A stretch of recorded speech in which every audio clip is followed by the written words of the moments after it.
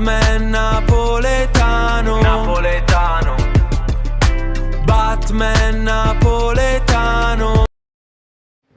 Bella a tutti ragazzi, ben ritrovati in un nuovo video del Spettaciomercato Batman napoletano.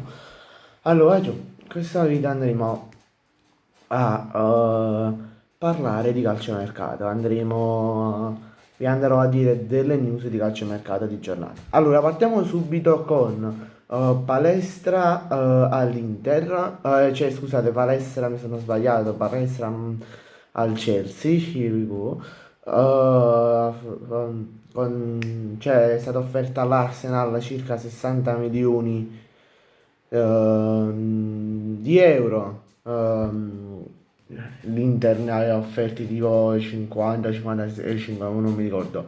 Vabbè, poi parleremo probabilmente di palestra Chelsea domani, probabilmente, poi non lo so. Poi devo se far uscire il video. Vabbè, poi ufficiale Dubravka è un nuovo giocatore del Tottenham, arriva a parametro, il portiere arriva a parametro 0 dal Burnley. Poi è ufficiale, Davide Postranzini è il nuovo allenatore del Südtirol con un contratto fino al 2028.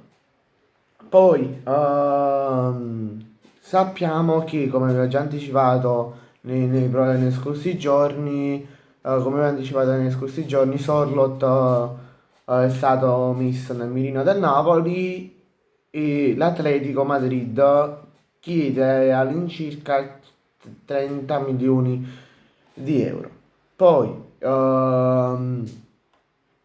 il sogno per la Lazio, come ho già detto, è Santiago Gimenez, uno dei sogni per la Lazio, però è stato messo, diciamo, in disparte perché si sta puntando molto su Lucca, possibile scambio con Gila. Poi Christian Eriksen ha perso, diciamo, questa non è proprio una notizia di calciomercato, ha perso conoscenza durante la partita Danimarca-Ucraina. E, però tuttora è cosciente perché è avvenuto ieri questa perdita di coscienza. Poi Gordon al Barcellona, here we go. Poi il Fenerbahce, parliamo un po' del Fenerbahce, che tra cui è stato il presidente, doveva essere presidente Safi, che